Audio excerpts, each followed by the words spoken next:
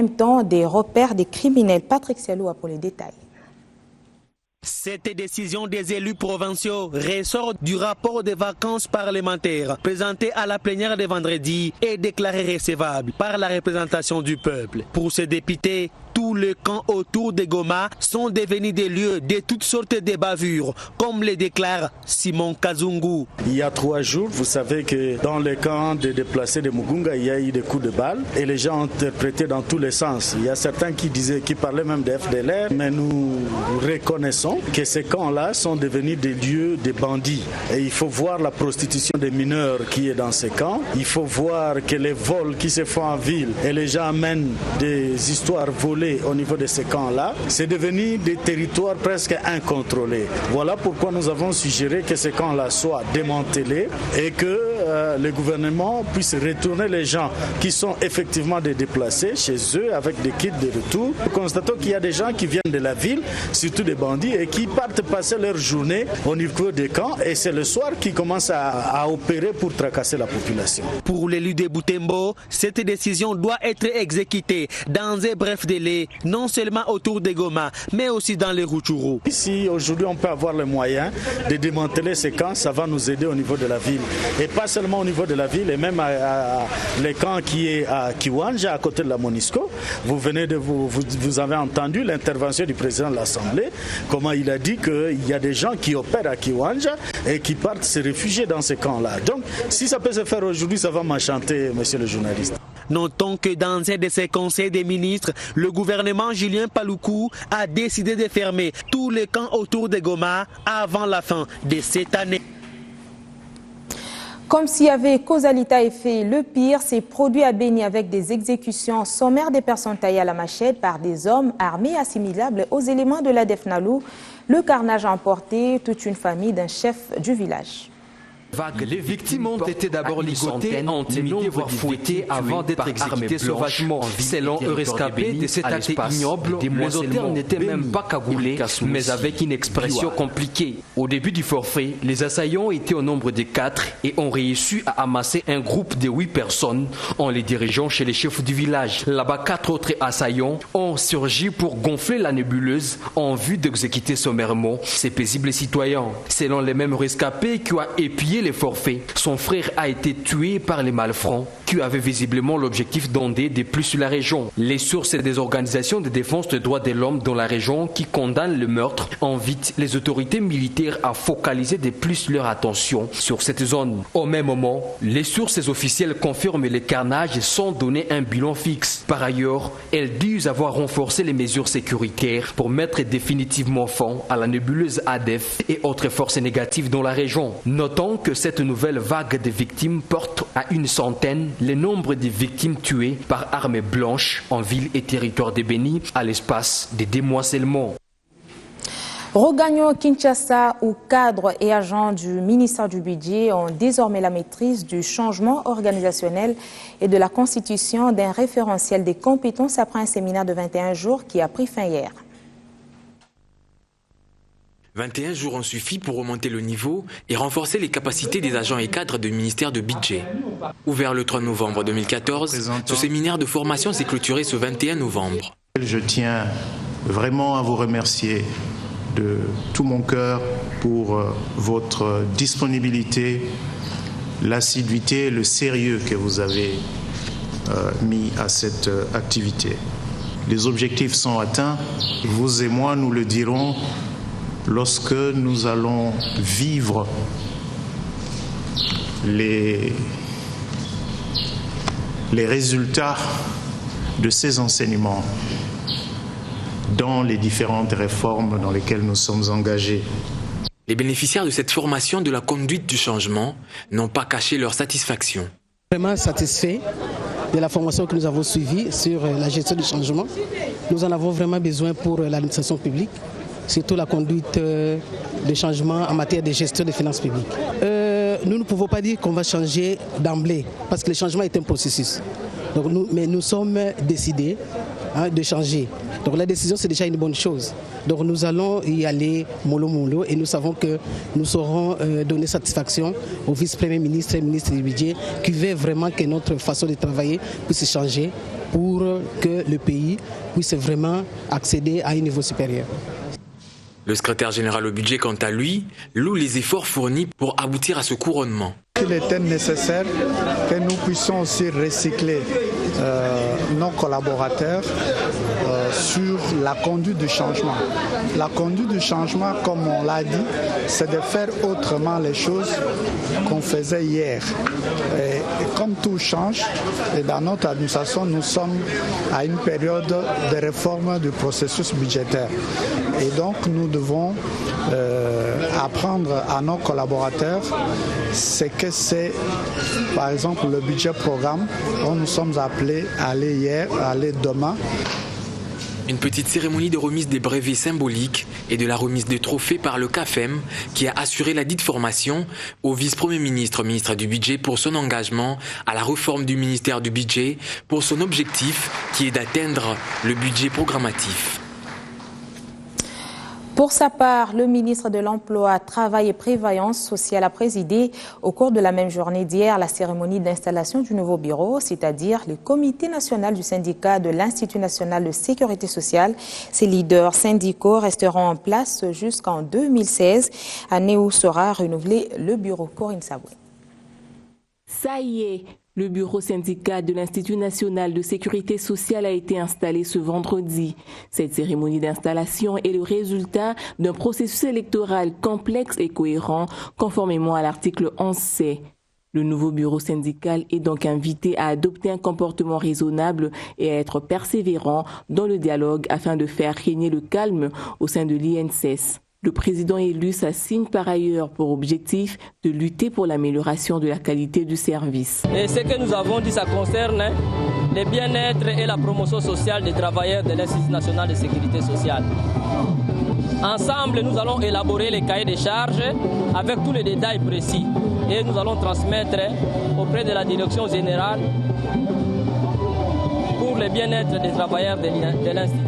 Au nom de l'employeur, Madame la directrice générale de l'Institut national de sécurité sociale s'est déclarée satisfaite des résultats de cette élection et promet de travailler la main dans la main avec le nouveau bureau syndical. Pareille circonstance représente un moment important qui symbolise la volonté commune de l'employeur et des travailleurs de cheminer ensemble vers un avenir meilleur. Le processus électoral a connu un dénouement heureux. Si bien que les élections se sont déroulées de manière libre, transparente et surtout apaisée, avec un taux de participation de 89,35%. C'est ici le lieu de remercier et de féliciter tous les membres de la commission chargée de préparer et d'organiser ces élections pour leur disponibilité et leur sens élevé du devoir.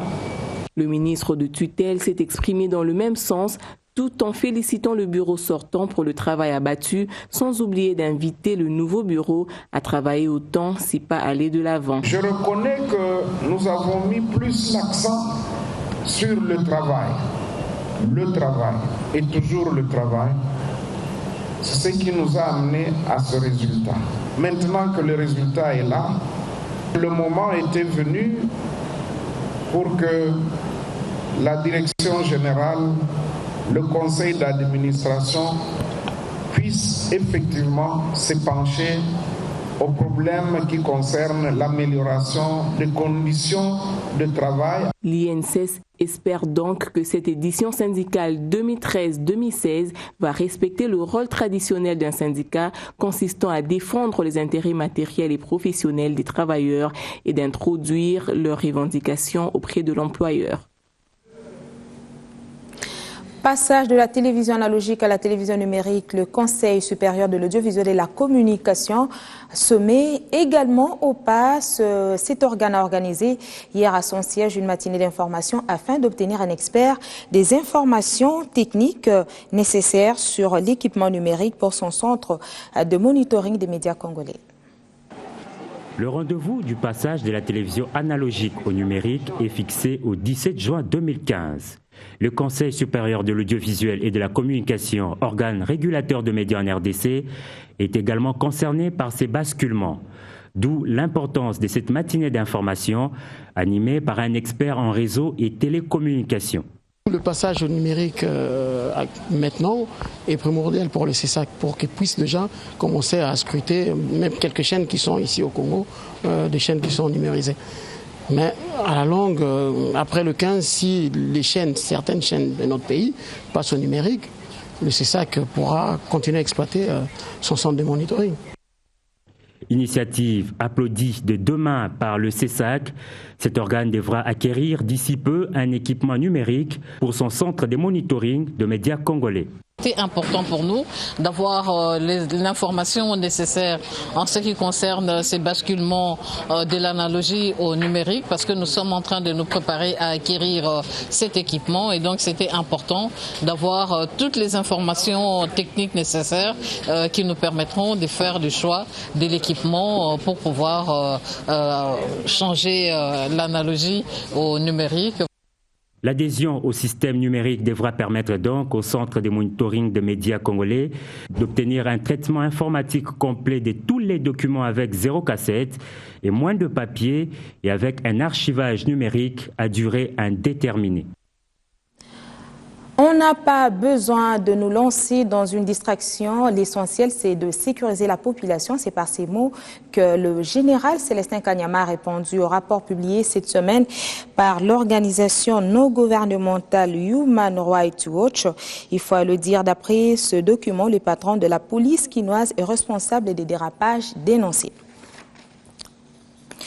Le week-end sportif est dominé par la 6e journée de la Ligue nationale de football qui connaîtra cet après-midi au Stade Père-Raphaël de Lac-Étu le retour sur scène de l'association sportive V-Club face à l'association sportive Nika. Demain, Saint-Pé sera opposé au football club MK Étanchéité en province. Le tout capable de Lima jouera contre le cercle sportif Makiso, tandis que le football club Lupopo sera aux prises avec Sa Majesté Sangabalende de retour à Kinshasa. Rojelu va affronter Racing Club de Kinshasa.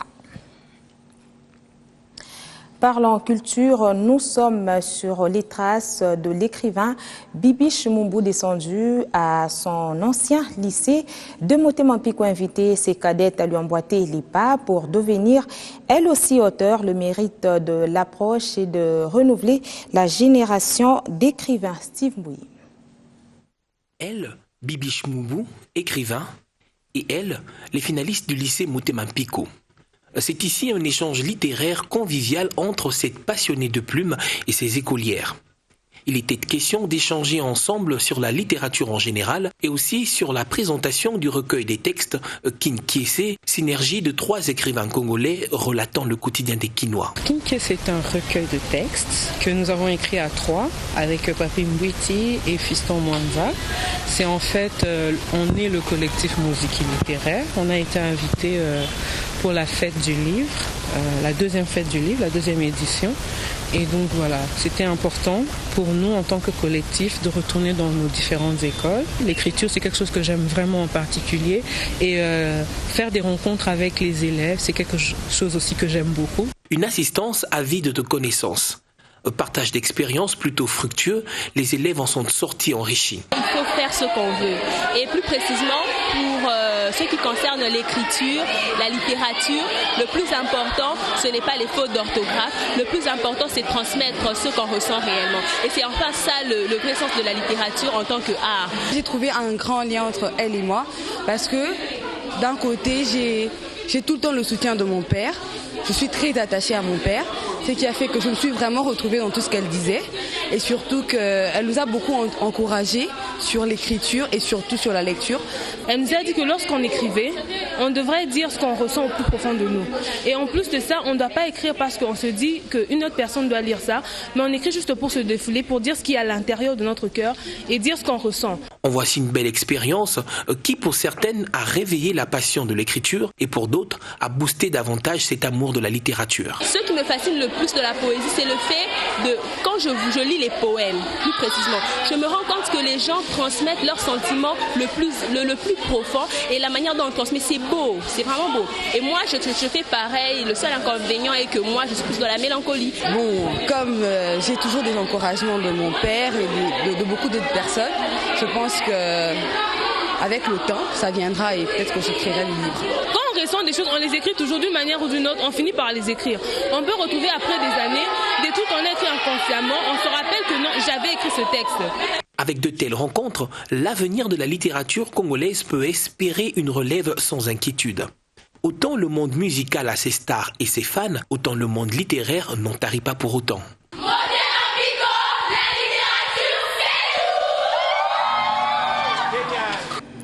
La musique dans cette édition du journal est celle de la production du disque joker belge d'origine congolaise. Nico Angelo, qui a accroché le public, a couru le suivre au centre l'ONU Bruxelles. Belle détente. De retour sur les sols de ses ancêtres, DJ Nico Angelo a tenu avant tout à rénover avec ses origines. L'artiste belgo-congolaise a lié dans sa musique le R&B, le hip-hop, le deep house, soulful house et afro house. Des airs qu'il a exécutés avec maestrie à jeudi au Centre Wallonie Bruxelles de Kinshasa, au grand bonheur des spectateurs. C'est vraiment une réaction à chaud, vous voyez dans quel état je suis, toute transpirante, tellement que la salle était animée, chaud, et c'est beau de voir cette jeunesse congolaise danser sur la musique contemporaine, hip-hop, lounge, soul, c'est magnifique. Grâce à DJ Nico d'ailleurs. On vit une salle de Wallonie Bruxelles transformée en une boîte de nuit. C'était vraiment mouvant et j'ai bien aimé participer parce que c'est pour la toute première fois que ça se passe ici, Wallonie Bruxelles, reconnu comme un centre des événements culturels. Voilà, j'ai aimé. C'était pas vraiment une occasion à rater. Dans l'ensemble, c'était bon. Sa musique, c'est bien. Il est un producteur aussi.